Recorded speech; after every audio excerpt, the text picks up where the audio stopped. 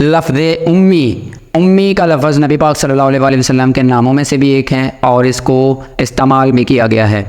اور امی کا مطلب ہے جو پڑھا لکھا نہ ہو, ٹھیک ہے, اور پڑھا لکھا جو نہ ہو دنیاوی لحاظ سے, یعنی کہ اب نبی پاک صلی اللہ علیہ وسلم کی یہ شان ہے کہ انہوں نے دنیا میں کسی سے علم نہیں حاصل کیا, ان کا کوئی استاد نہیں تھا دنیا میں, وہ سب کے استاد ہیں, آج تک استاد ہیں. ان کی زندگی ہمارے لیے بہترین نمونہ ہے. انہوں نے سیکھا اللہ سے, ان کے پاس آتی تھی اللہ کی وحی آنے سے پہلے نہ وہ لکھنا جانتے تھے نہ وہ پڑھنا جانتے تھے, اور یہ قرآن فرماتا ہے. اوکے, تو قرآن واضح فرماتا ہے, قرآن نے اس کو واضح کر دیا. اور یہ اس لیے کیونکہ قرآن کے اندر حکمت ہے.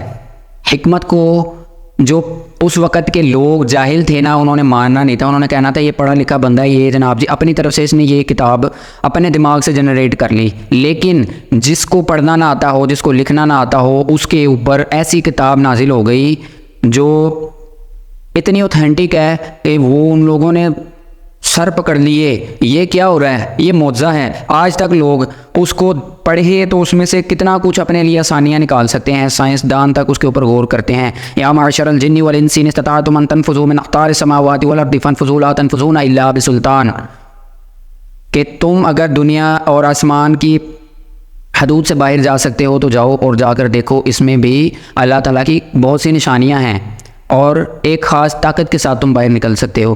انہوں نے کہا کون سی خاص طاقت؟ خاص طاقت وہ کہ انہوں نے سائنسدانوں نے غور کیا, خاص طاقت کیا ہے, وہ ہے آگ کے ذریعے انہوں نے سوچا کیسے نکلا جائے, اس کی پاور کو بڑھا دیا, اس کی پاور کو بڑھا کے اس کو میزائل بنایا, یعنی کہ وہ بہت لمبا ٹاپک ہو جائے گا. میزائل بنایا, کئی دفعہ فیل ہونے کے بعد ایک ایسا میزائل بنا دیا جس کی وجہ سے وہ کامیاب ہو گئے باہر نکلنے میں. اور تم لوگ قرآن پاک کے اوپر ہاتھ رکھ کے جھوٹی قسمیں کھانے کے لیے صرف رکھتے ہو.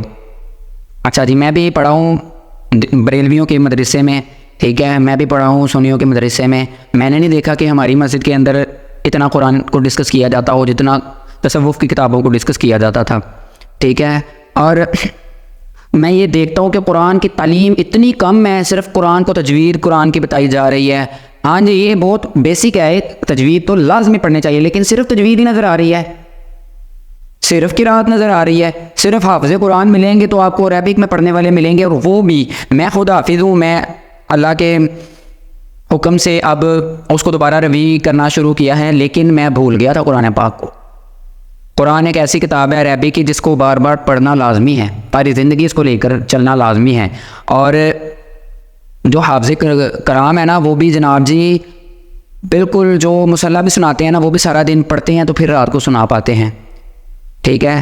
لیکن جو اصل تراویح کا مقصد تھا حضرت عمر کے دور میں, وہ یہ تھا کہ جو مقتدی ہیں نا, ان کو سال میں ایک مرتبہ اللہ کا حکم لازمی سنا دیا جائے, اور ان کو سمجھ آتی تھی, عربک جانتے تھے. اور آج جو قرآن پڑھ رہا ہے اور جو قرآن سن رہا ہے, چلیں جی تراویح کے اندر اگر آپ کہتے ہیں نا کہ نہیں عربی میں پڑھنا ہے وہ نماز ہے, ادروائز آپ کبھی تو چلیں آپ کہتے ہیں نا کہ ہمارے عالم, پہلے آپ عالم بنے آپ کہتے ہیں, اس کے بعد آپ لوگوں کو گائیڈ کرنا شروع کریں, ٹھیک ہے, بن جائیں عالم.